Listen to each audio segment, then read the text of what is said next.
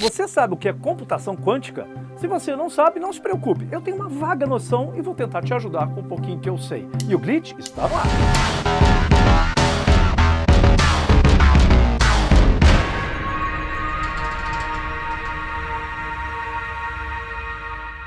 Para falar de um tema, computação quântica, que é tão recente, eu vou falar de um computador que é muito antigo, o ENIAC. ENIAC foi construído em 1946 por Presper e Eckert e foi um sucesso na época porque era o primeiro, e até hoje considerado, o primeiro computador de todos os tempos. Mas eu vou falar sobre o ENIAC para falar de computação quântica, por quê? Porque todo mundo acha que computadores sempre foram máquinas binárias. Pelo menos é isso que a gente aprende. Quando você faz qualquer cursinho de computação, alguém fala: computador é uma máquina binária que trabalha com dígitos 0 e 1. Mas isso nem sempre foi verdade. Os primeiros computadores, inclusive o ENIAC, não era binário. Ele não tinha zeros e uns, mas trabalhava com uma variedade muito maior. Por exemplo, os 10 dígitos que a gente tem. De 0 a 9, nós temos uma variedade maior. O que acontece é que os computadores com 10 dígitos eram muito mais complexos e caros de construir do que computadores com 2 dígitos, com 0 e 1. Então, para você crescer na sua capacidade de computação, ia ficar cada vez maior, mais caro, mais difícil de fazer com que aqueles computadores de 10 dígitos se transformassem em máquinas melhores, mais rápidas. E aí o que aconteceu é que houve uma simplificação para poder colocar a computação dentro de máquinas que fossem mais simples, mais baratas, e assim aconteceu a evolução de todo o computador. O que acontece na computação quântica, na verdade, é um pouco parecido com o início da computação. Com a mecânica quântica, que é a física que pouca gente consegue entender, tem até um misticismo em cima dessa questão da quântico, com essa evolução de toda essa teoria, de toda essa ciência, principalmente na ciência dos materiais, a gente começou a poder ter máquinas mais complexas, mas isso ainda não é tão simples quanto parece. Parece por quê? Porque se fala bastante em computação quântica, mas tem muito pouca coisa prática acontecendo em computação quântica. Na verdade, grandes empresas, IBM, Google, até o Alibaba chinês, eles têm as suas iniciativas, Grandes universidades têm iniciativas de computação quântica. Os computadores quânticos existem, mas eles não são nem populares, nem baratos e nem fáceis de manter funcionando. Então, o que nós temos hoje, em grande parte das vezes, é alugar computação quântica dessas empresas. Eles criam um computador que custa bilhões, colocam esse computador para trabalhar e aí, através da nuvem, você pode pagar para utilizar alguns recursos de computação quântica. Por enquanto é isso, Nós, cidadãos comuns, temos pouco acesso.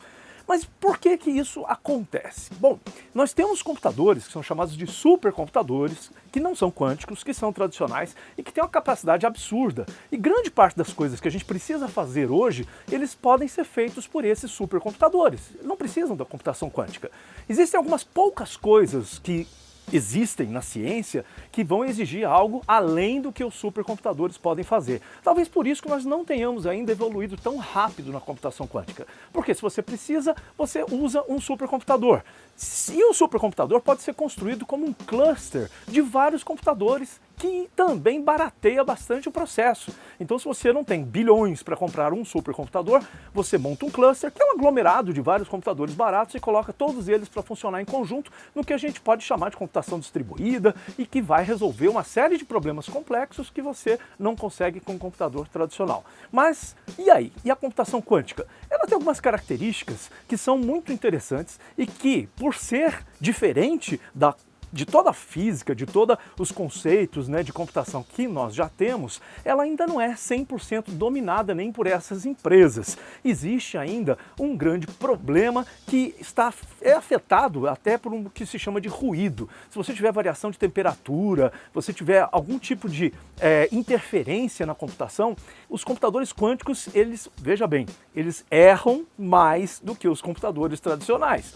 O que pode ser muito complicado e muito perigoso, logicamente. Ninguém quer um computador que erre, mas isso é uma característica dele. E até por não ser totalmente dominada, tem coisas que ainda não se sabe, nem quem construiu esses computadores sabe explicar exatamente ou 100% por que determinados fenômenos acontecem, como por exemplo o emaranhamento, que é o quê? Quando você tem nos computadores tradicionais o bit, num supercomputador você tem os qubits. Esses qubits, eles podem ter várias características muito mais complexas do que o bit, que a gente chama de dígito binário, 1 ou 0. E eles têm existem alguns fenômenos na computação quântica, como emaranhamento, que faz com que, veja bem, que você consiga ter 2 qubits que estejam separados por quilômetros de distância, e quando você age sobre um deles, o outro irmão gêmeo dele também se modifica do mesmo jeito. Isso até o Einstein deu uma bugada quando ele descobriu que era possível uma coisa dessa, e ele também, por isso se fala até um pouco desse misticismo, né, dos computadores quânticos. Mas isso é um fenômeno que pode ser explorado e pode fazer com que os computadores, por esse fenômeno, eles se tornem também muito mais poderosos, e aí você teria, então, capacidade de realizar coisas, as poucas coisas que os supercomputadores ainda não realizam. Outra área que pode ser muito beneficiada pelos computadores quânticos é a própria inteligência artificial, que a gente até falou no episódio passado, né, do Glitch especial de sábado. A inteligência artificial, a gente falou que ela pode se tornar um perigo para a nossa sociedade, para a humanidade, de acordo com o que ela vai evoluir. Ela, então, associada a computação quântica, ela se torna, lógico, uma ameaça de muito perigo, porque é desconhecido a capacidade, até onde nós vamos conseguir chegar. Hoje, a inteligência artificial, ela está sendo realizada em dispositivos tradicionais. Você imagine o salto quântico que será dado nessa inteligência artificial quando ela passar a ser executada em computadores que são milhões ou bilhões de vezes mais velozes, mais capazes do que os computadores que nós temos hoje.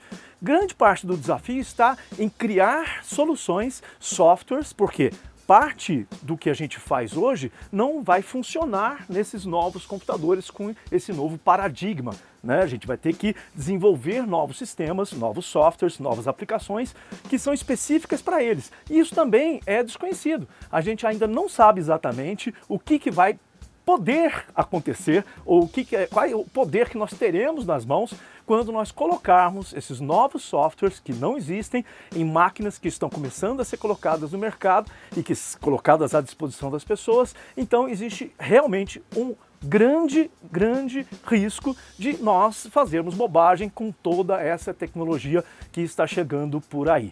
Nós já fizemos bobagem com outras tecnologias no passado, criamos coisas que depois acabaram não dando muito certo, né? Como a invenção de algumas armas, né, que infelizmente foram criadas exatamente para proteger, mas que mataram muitas pessoas. O próprio avião não foi com o objetivo de guerra que ele foi construído. Então alguns objetos ou tecnologias que nós desenvolvemos, elas acabaram sendo usadas de maneira errada e acabaram, né, criando mais confusão do que solução.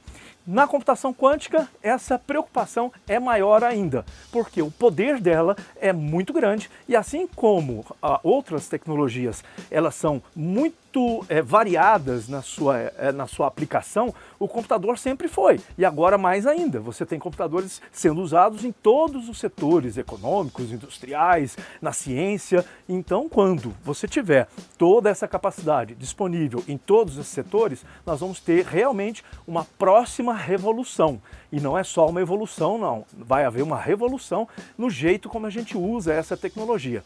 E bom, o que a gente pode fazer por enquanto? Tentar entender um pouco melhor, trabalhar, né, de forma a manter, e lógico, existem pessoas que estão preocupadas com isso e trabalham em associações, em grupos de cientistas, pesquisadores que tentam manter a ordem, ou seja, vamos criar regras para que a gente não passe da conta e não faça bobagem. É uma solução que a gente tem por enquanto. Computação quântica, então, é algo meio místico, mas também é ciência exata. É algo que assusta muitas pessoas, mas que a gente pode ser muito beneficiado se ela for bem aplicada, assim como todas as outras tecnologias. Se você gostou, deixa um comentário, a gente pode voltar a falar sobre esse assunto no futuro, porque ainda vai dar muita notícia a tal da computação quântica, e aí o Glitch vai contar um pouco mais para você. Ok? Bom, se você gostou, inscreva-se no nosso canal, deixe o seu joinha, vai lá, marca o sininho para receber notificação quando tiver novidade por aqui. Eu sou o professor Hélio Lemes e a gente se vê na outra edição do Glitch. Tchau!